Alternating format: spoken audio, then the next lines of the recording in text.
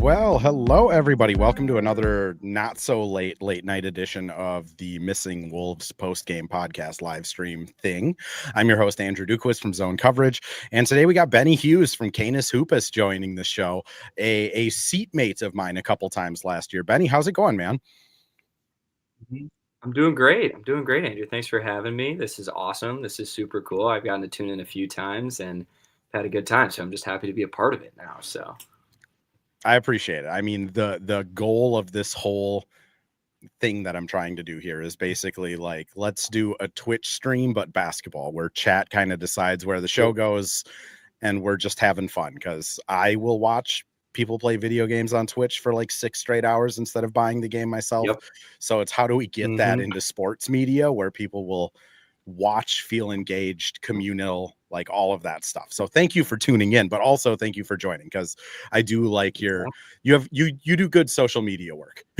Thank you. I'm trying, every once in a while when I can bear it. I will say I've been on a bit of a hiatus because I've had to take some breaks. I think we all have. So yeah, too much social media is bad. No social media has you thinking that Anthony Edwards' alleged burner tweeting out the number 2017 was in reference to Ja and not Laravia. So you got to have a delicate balance of some online, some offline. But Benny, Wolves got another win tonight, just kind of routed the Dallas Mavericks. And the thing that jumped off the page just for me, one, Dante was like a plus 38 and 20, or plus 25 and 30, plus 25 in, plus 35 in 26 minutes. Numbers are hard. I mean, he was excellent, but this is probably the best Naz Reid game of the season. I mean, what was your thoughts on Naz tonight? Yeah, absolutely. I mean, he was just on fire, obviously, from the second he came in. I was watching the post-game broadcast, which I'm guessing you didn't get to as you were talking to all the players and the coach, but he had 10 points in his first 4 minutes off the bench. And, like, that's the punch that you need from him, right? Like, that's exactly what you're looking for. 6th man of the year, obviously, 2 years ago. Offensive engine. He can get hot in a hurry, and he did. I love the little, like, Cooper flag, welcome to the league. Let me back you down. Let me give you a little shoulder, a little baby hook. Loving that. I was just thinking about this of like Naz is like the perfect mix of like an old head and a new fan, like combined in one. He's got the back to the basket game, but he's also got the flash jelly fam, obviously. But he was incredible tonight. What do you have? 22 and 10, 22 and 11, I think. 22 and 12. 23 and 12. There you go. 23 and 12. He was excellent. 9 of 14 shooting, hit, 3 threes. I mean, this is the Naz Reid that you go back and sign in the offseason 100 times out of 100. I mean, he's now strung together, 2.5, 3 pretty darn good games. So maybe it's just, he had about the worst offseason imaginable, but maybe it is just getting back into the swing of normal life and being a professional athlete. And hopefully he's there now. No, absolutely. I mean, I can't even begin to fathom what that must feel like to go through, obviously. And I don't think not many of us can. But did you see his sweatband tonight? Did you see that at all? Did see. Okay. I did see his sweatband. I'm hoping that's something that, continues, because he does, I think a big thing for him, and he spoke about it right after, the murder happened, is just like, his sister who passed away, like, has a name, has like a life. It's not just professional athlete sister dies. And like, it is in one of the like worst ways like imaginable. Like, you never expect your older sister to be in a domestic violence, like killing. I mean, I shout out to Naz just for how he's been able to process that and still be able to like play basketball at any level. On a much more happy note, Naz told us in the locker room tonight he is dropping his own merch very soon. He was showing off a beanie, a hoodie, and sweatpants that all have the 2 words logo on it. Awesome. So I don't know how that'll work for Ryan Eichten, who hosts the 2 Words Wolves pod, but Naz is going to have merch, and I imagine those are going to sell out immediately. Yeah, absolutely. Well, that's super cool. Yeah, I'll have to keep an eye out for that and definitely tell the friends and the family about that because I'm sure everybody will want some of that. But I hope Ryan doesn't get a cease and desist for that or anything like that, and the patent or anything like that, because that would not be good.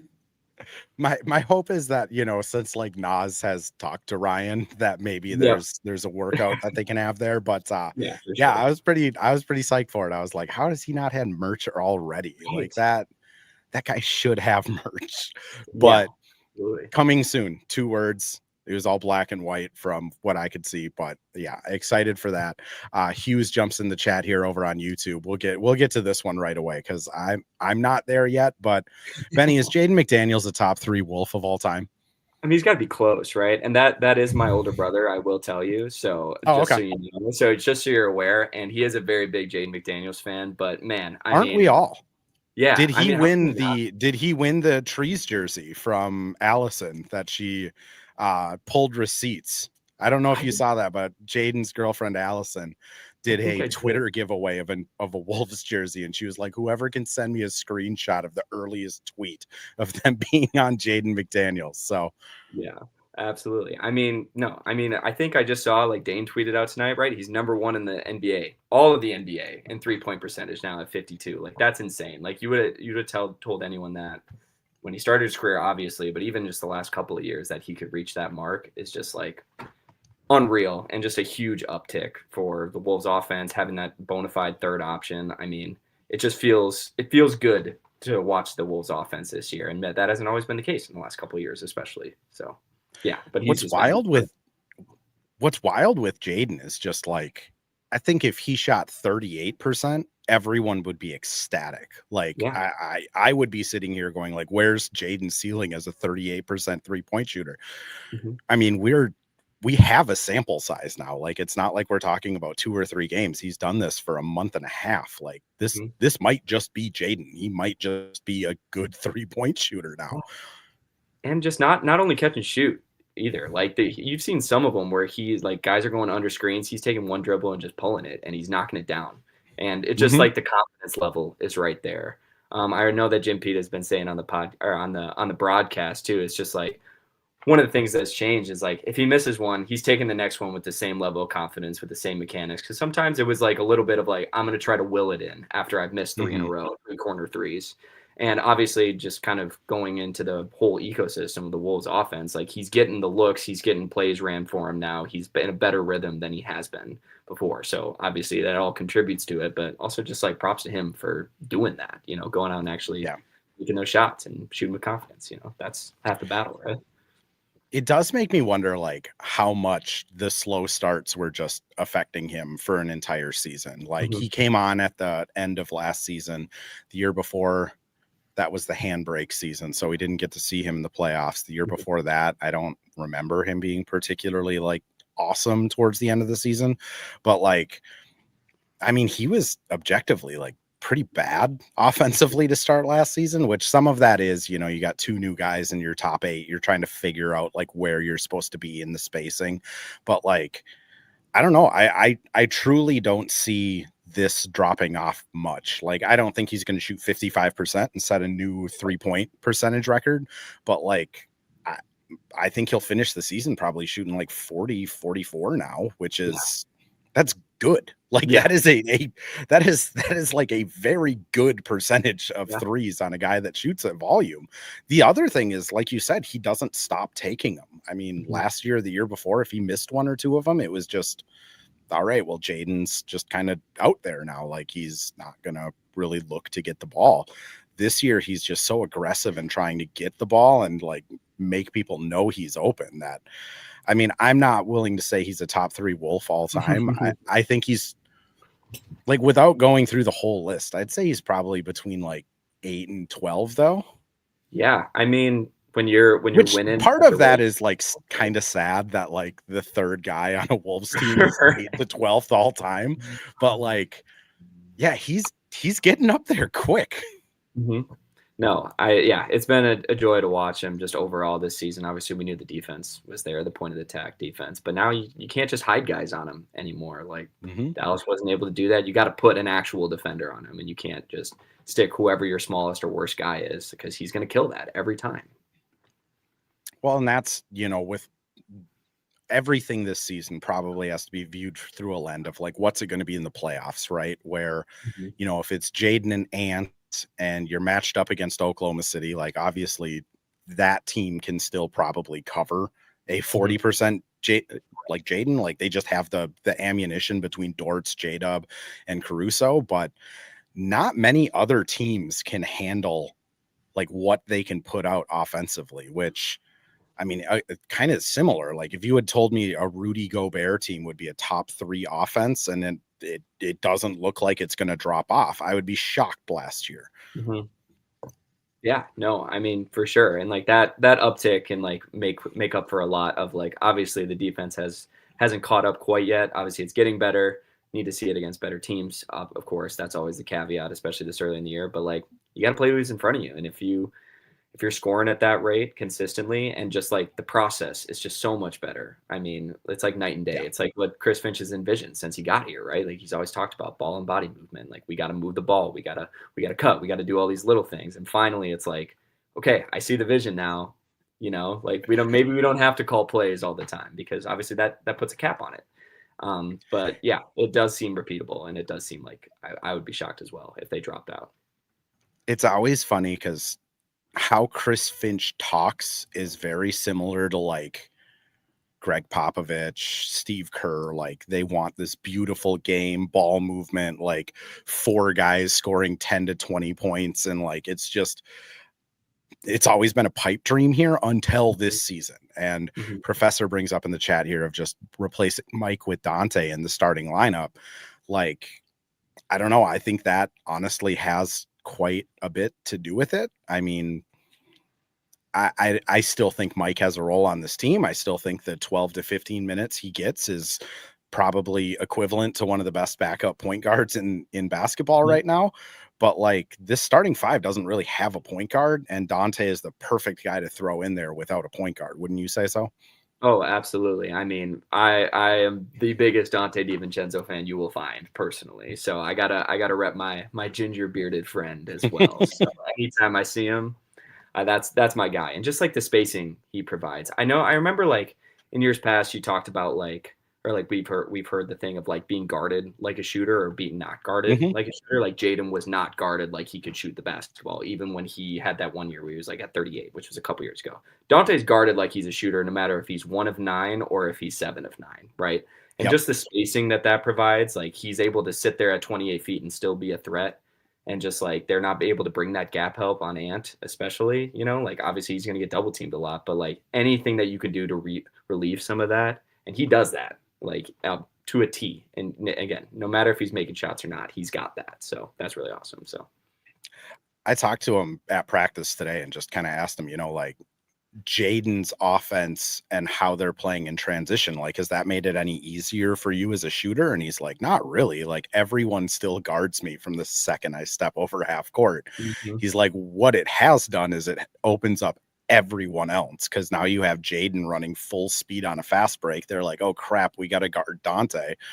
And then Julius or Rudy or Naz, or I mean, even Jalen Clark was getting some like trailer action today too. Like this offense is just beautiful to watch, which again is wild to say that on a team that employs Rudy Gobert, who for his entire career, it's been kind of the thing of like, can Rudy, like, how can you have a successful offense with him? Well, it turns out you just need like really, really, really good ISO scorers around him.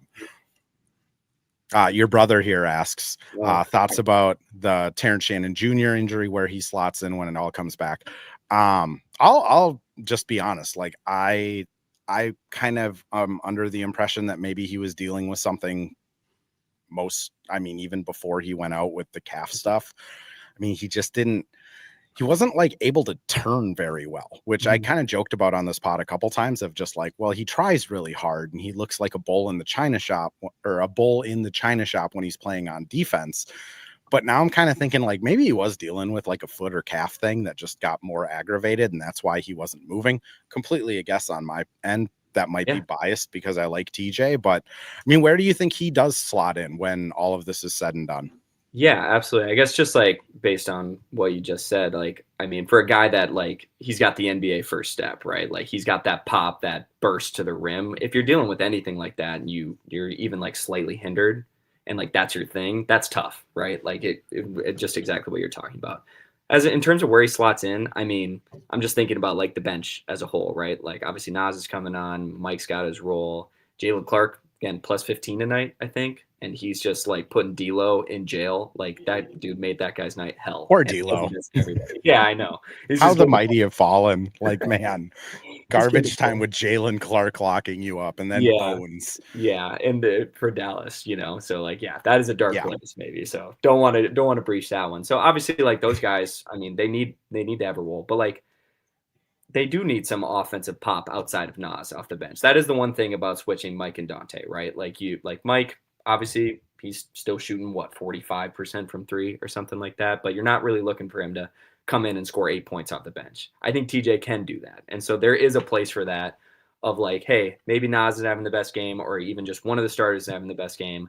We can throw him out there with one other of like the prime offensive guys or one or two of them, and he can still be that like third option, or he can come out and just go give you a burst on the offensive end, just in case, like, again, if Naz isn't having a great game off the bench, then you can turn to somebody else that has that pop, has that burst. So I completely agree with you. I think like when TJ is healthy, it's still probably 12 to 15 for Mike. Like, I think that's just a good role for him now, especially like, I mean, he just can't do 30 minutes consistently anymore. Like at some point, like father time to, I mean, look at Chris Paul. He's getting DNPs right now. Like at some point it's just gone. And I don't think you want it to get like waste whatever he has left in the tank during the regular season by playing him 30 minutes. So like 12 to 15 for Mike. I think Jalen has won the coach's trust. Like I think Chris Finch wanted to play him more last year even. So I think Jalen's probably sitting at that 12 to 15 too. Naz is going to get his close to 25, 30. And then it's probably TJ getting the rest, which that might be a night where he gets 6 minutes. That might be a night where he gets 15, but I think he's probably the next guy in line, which that brings us to the Rob Dillingham of it all, which we will get to. But first, I'm going to run a quick ad break, and then we'll talk some Rob. Awesome. Well, hello. Thank you, live stream Andrew. This is Ad Read Andrew. And today we have Firehawk Construction and Remodeling, the presenting sponsor for the Missing Links podcast. Firehawk Construction and Remodeling strives to inspire people to follow their ideas, working with respect and understanding to create a quality, tailored result. Firehawk Construction and Remodeling, located in Blaine and serving in the North Metro area, is here to help you with your building and remodeling needs. I can say personally, thanks to Firehawk Construction and Remodeling, I have a beautiful deck in my backyard and countless projects that I started, they finished. Get started on your new deck or remodel today by calling Isaac at 763-710-5686. And we're back with another ad read, this time for Pence Homes, the presenting sponsor of Hitting the Hardwood Network. From the best tools and technology to transparency throughout the entire process, Nate Pence and the Pence Homes team is the top choice for buyers, sellers, and is proud to support you and your home ownership goals. Get started today by calling 612-308-1122 or by emailing info@pencehomes.com. .com hit over wins again. We're on like a streak here without that ad getting cut off. So whatever StreamYard did after they got rid of all of the pumpkins for Halloween's, like wonderful. Brian was reading our minds, thoughts on Rob Kinney's stick. Benny, I'm just going to ask you, like, what were your thoughts on Rob? I think it was another pretty tough game for him. Yeah, I think he was a minus 17 in a game you won by 24. So that is tough, obviously. I'll start with the positive. I do like the scrappiness on defense. Like if you're going to be undersized like that, make something happen, right? Like get a steal. I mean, he ripped Jokic the other night. He had another steal tonight. those were kind of the good parts. Just the rough parts is like, it just seems like he's struggling to find his spots, especially like you drafted him as this microwave scorer, right? And it's obviously been a lot of catch and shoot threes. He's been trying to get to the rim, but I mean, he had like off the steal, he had a fast break layup and he got blocked by Brandon Williams, who I don't think is that much taller than him. It's just like, it's been a little tough. It has been. And I will give him as much grace. I mean, watching the Vikings yesterday, we're talking about JJ McCarthy as a young quarterback and how like 5 starts, he needs time. I'm more apt to take that approach with Rob Dillingham of like more of a long-term thing. But yeah, it has been rough so far. There's no really way to spin that. But yeah, that's kind of what I would go for, at least initially. So yeah, it's one of those things where, last year, I think there was a really big groundswell of like Rob needs minutes to prove himself. Like, why are people not giving him minutes? What's going on with this? And I think this season we're seeing a lot of why they didn't give him minutes, because presumably after staying in Minneapolis, being one of the guys in summer league, getting good run in training camp, like presumably he has gotten better since the end of last season, and it still looks really tough at times. I mean, there was even like open threes that I think anyone else on this roster would have ripped, but he, pumps and drives, and then he does a lot of jump passes, which Jonah Mavs, if you're in here, like writer for Zone Coverage, that I'm pretty sure has a running tally of every jump pass he's made. Mhm. Like, that's tough. And those are the things that it's like, you need playing time to work through them. But also this team is hoping to be a playoff contender, like going for a championship. So it's how much can you give Rob leash to make mistakes? It's also, is he learning from those mistakes, which, I mean, he's doing the same type of turnovers as he did in preseason and summer league and last season and college. And at some point it's just hard to keep making excuses. I mean, I will say kind of what I always say on Rob, like really good young man. Like, he's really interesting to talk to. He's super polite. He's a hard worker. He seems like he gets it. Like, he's willing to be like vulnerable about how like tough things are. All those things are like, love that about him. So like, I'm like really hoping he succeeds, if not here, somewhere else. But like it is, I mean, when TJ comes back, I don't think he has a rotation spot. Do you? Mm-hmm. Yeah, I mean that's the tough part right now, especially for a team trying to win right now and showing that they can. Like obviously that's happened the last 2 years where it's like it's a complex because you're like, well, he needs minutes in order to work these kinks out, but also it's hard to give him minutes when you're in a winning situation on a winning team. And yeah, I mean, it's got to be a struggle for him as well. I'm sure, like through high school, his 1 year in college, like he had the ball in his hands all the time. And now they're asking him, like, hey, we got Ant, you got to take these catch and shoot shots. So, I mean, he was I think he was 40-ish% in Kentucky, but like it's different, right? Like you're more in the rhythm of the game. You have the ball. Obviously, they make an effort, I think, when he's in there to have him bring it up and try to initiate a lot of offense because obviously they know that's what they drafted him for and what his thing is. But it's still got to be tough. And just like a quick thing just about the shot, just in terms of like his size, it almost feels like he uses his whole body to shoot, right? Yeah. And that is very, very tough to keep it repeatable when you're using every part of your body to shoot. Like he's got the high jump, he's got like the whole arm fling.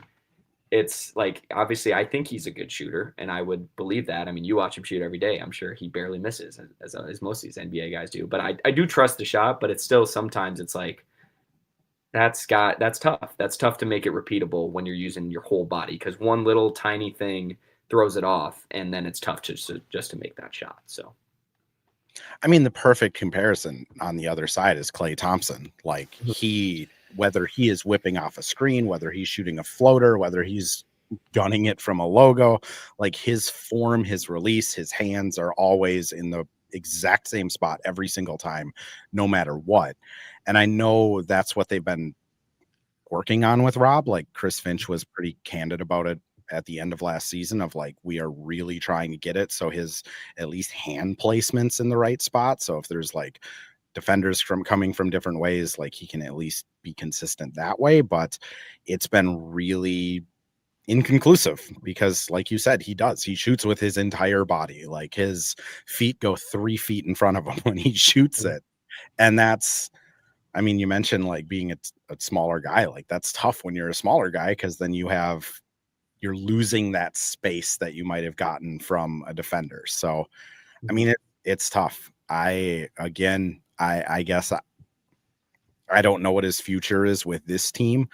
I would assume, I kind of joked on one of the streams of just like, if he got traded to like Brooklyn, or if he got traded to Phoenix, like he'd probably put up numbers given the opportunity, but I just don't know how many games they would win, which, like you said, that's the conundrum. I don't know what they do. Yeah, absolutely. We did get to see some of the other more bench players, which first I'm going to say, like, let's tone it down on the Joe Ingles applause when he gets the ball every single time. He is like a very accomplished 20-year professional athlete that has like been to the Western Conference Finals multiple times and like borderline all-star caliber player. Like he's not Luka Garza. So like maybe just a little less cheering when he touches the ball would be nice. But I thought there was some really good like Lenny and Johan minutes. What did you think of kind of the deep bench guys? Yeah, absolutely. I mean, I honestly think like the Joe Ingles to Johan Berenger connection, that's a real thing. Like I asked Rudy about it after the game. He was like, yeah, it was a flashback. Yeah, I'm sure it has to be, right? Like, I mean, Joe Ingles is probably getting flashbacks himself to like his good old days, right? Like, and how could you not, right? I mean, I'm just gonna talk about Berenger first. I mean, what, 6 and 4 in those last 6 minutes and a block? I mean, you just see these like flashes of just pure athleticism and his ability to just go up and get it, right? Obviously, like sometimes the way he moves, you can kind of tell that he still hasn't grown or like gotten comfortable with his body yet. And like, I don't know how you do that at 18 years old and 7'1" or whatever his measurements are. But I mean, the athleticism's there, the screening's there, the going up and getting the lobs are there. Like there is a lot to be excited about for him for sure. So that's definitely like the one that piqued my interest watching the end of that game. And that's kind of fun. You know, that's why you stick around even in the blowouts, right? It is kind of wild that like Rocco Zerkarski is in Iowa scoring like 25 points, going like 3 of 5 from 3, and Johan's getting like spot minutes. And like with both of them, you can just kind of like at least like squint your eyes and kind of be like, I could see how they could make it. And then we have guys like Rob where it's just like, whoa, man. Yeah. Show us something in those minutes. But I agree with you, Johan. I mean, for a guy that's only been playing basketball for 3.5, 4 years, for a guy that just turned 19, he's showing a lot of promise. Again, for Wolves fans, like he's still exceptionally raw. Like he's running like full court dribbling drills at practice. Like he has a ways to go, but like 3-4 years from now, like that might be something on this roster. Pivoting over to Lenny though, because I also feel like Lenny's one of those guys that we haven't really seen anything from like since he's been drafted. I was kind of hoping this year he would get like the Josh Minot role of last year where they'd at least throw him a few minutes, but I'm guessing with the whole Rudy, Julius, Naz post thing they got going, they don't really have a lot of minutes to spare. But I also thought Leonard looked okay, which I was impressed. He's always an enigma to me, honestly, because like you see the rebounding is there and you can see some of the like DHO, like he kind of at least understands where he's supposed to be on the offensive end. The shot is a little tough looking, I will be honest. There was a few where it was like on angle, he took him in the corner and it was I was like, oh, that's a little tough. But I mean, I know he doesn't necessarily have to do that, right? Like, I mean, if he plays the big position and he's a good screener, he's a good rebounder, like that's fine. Like you can make it, right? But I don't think he scored, but it looks like a few rebounds, few assists, like just like playing within the flow, it seemed like too. And just like he understands the NBA, I feel like at this point. He's been in it for a few years. Even if he hasn't played that much, he understands what he's supposed to do when he's out there. So that's really cool. So Godfrey over on YouTube asks who the Wolves have in the G League. Tristan Newton, who was on a two-way last year, the point guard from that championship Huskies team, is killing it right now in the G League. He's averaging like 30 a game. I was Like, gonna say, I think he had 34 the other night. I think I saw maybe. he is like, that's an NBA player. I don't know how he isn't on a roster someplace. My gut tells me he actually really likes being on this Wolves staff where you have like Pablo, Mike, like Chris Finch is a former point guard. Like, that's just me speculating because like I'd be willing to wager he got offers from. I mean, there is no reason he's not on the Nets right now unless he was like, no, I want to be on the Wolves G League team. Amari Bailey, I think, moved on. He's not down there anymore. Rocco Zakarski's down there. CJ Fulton, the Irish guy from Summer League, he's down there. He hasn't been getting a ton of playing time, but all I can say is like Chris Finch has joked a couple times that like they have a pretty good track record of developing undrafted point guards, which I don't know who that is besides Jordan McLaughlin. Yeah, that's the only one I know they like them, but those are probably the three notable ones. I don't know unless you know someone else off the top of your head. I don't know who else. Is Freeman playing? Enrique Freeman? Is he, like I say, I know he's on the two-way, but I think he's maybe been down there a little bit, at least potentially. I'm not sure. I think he got sent down there this week because he was up on the bench. Before that. I was like, I thought I saw him, but that would be the only other one that I could think of. I'm trying to think of like if he was still on the end of the bench, but that would be the only other one. But all I know is that I did text all my Wolves group chat friends and said after Zakarski 24 and 12, I was like, well, Tim Connolly did it again. He found Jokic again for us, which is really awesome. So. Getting French Giannis and Australian Jokic in the same draft is wild. Like, talk about a hit rate.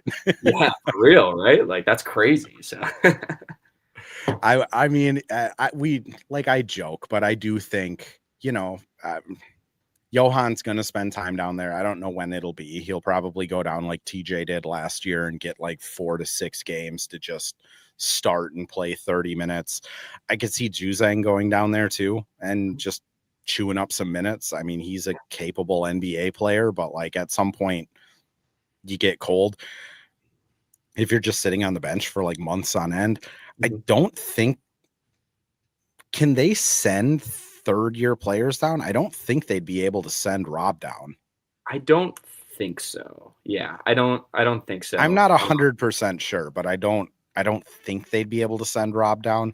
I honestly though, like between Rocco and Tristan Newton, those are probably the two guys that like, if Mike does end up retiring after this year and Rob doesn't work out, you might see a Tristan Newton back on this roster. Rocco, I think he's interesting. He's like a 7'4", 19-year-old that can shoot threes. Like that's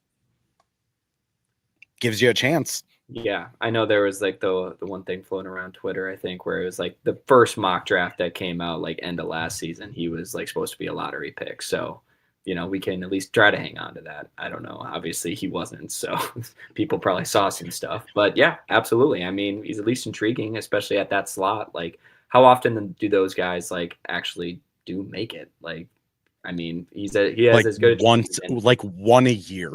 Like Jalen Clark, that's about it. So. Yeah, it is. It's.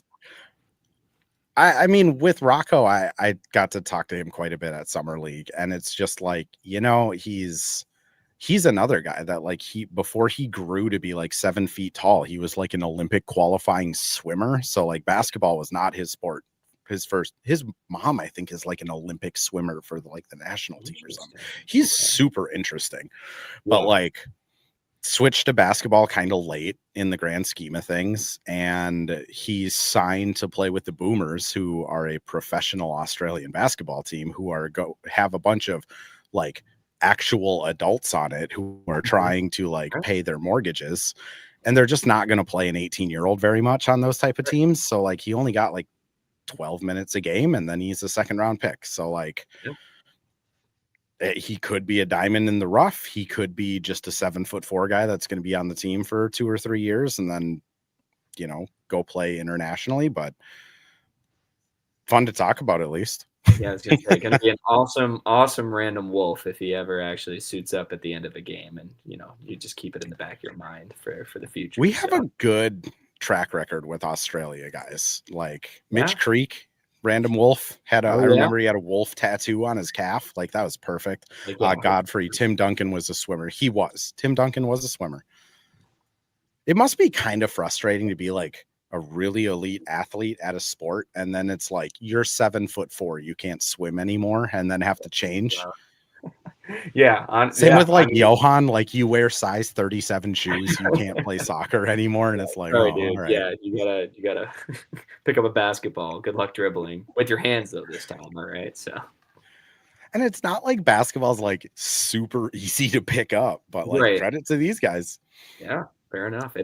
Obviously it helps they're 7-footers, but it does help that they're 7-footers. Not a lot of 5'7" guys like me picking up basketball at 17 and making the NBA. You know what? At some point it'll happen. All right, I believe. All right.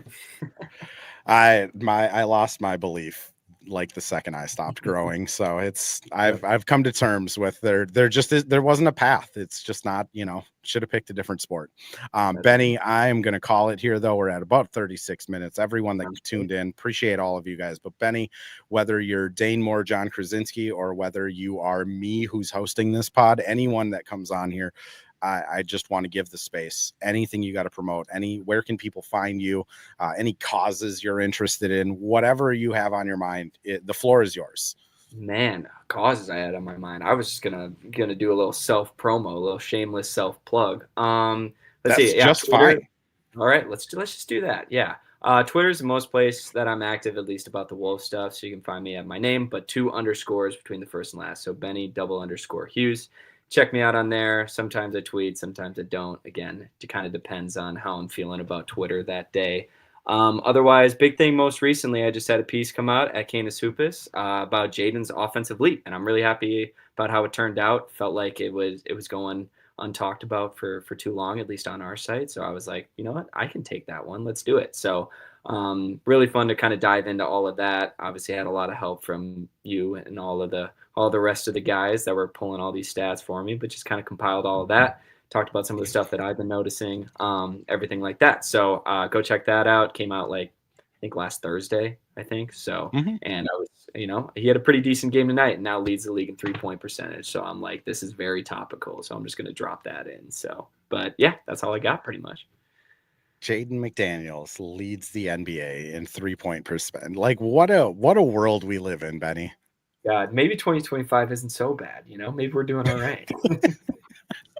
Just put all of your stock in Jaden right now. That's all I need. Yeah. Man, he's nice dude, wholesome, good trash talker, now shooting the best in the NBA from 3. That's all we need, really. Yeah. Well, one more thing real quick. My favorite thing was when the other night, I remember Wolves are in a zone, Jaden's at the top, ball gets swung to Yusuf Nurkic. Jaden has a chance, he could close out. He sees him about to shoot it, and he just goes, Yusuf Nurkic bricked that shot. So he said, I'm not even worried about it. That dude can take it. And that made me laugh, and it still does. So love that. One of the guys on the beat, I'm not going to say who because they're working on a piece, and I think it's going to be an awesome piece, but they have been compiling all of the Jaden McDaniels off-ball like antics from the entire season, the like smoking the blunt and putting it out when Ant's shooting threes, the like all of the weird faces. He's going to do a feature on just the Jaden that we are seeing this year, because I don't know if I just didn't notice it in years past, but like he is on like an all-time body language heater right now. Generational run right now for sure. I definitely feel like I've seen some pictures in years past, but yeah, this year for sure there's been more than a few. So maybe he just needed confidence. That's all it was. Now we're getting true Jaden McDaniels. He's in his Charmeleon evolution phase, not quite Charizard, but he's getting there. Yeah.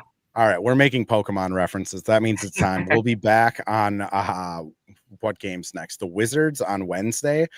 Mitch Hansen from Canis Hoopus and Hitting the Hardwood will be joining me then. Go follow Benny. He's a delightful follow, and we will catch you all after Wednesday's game.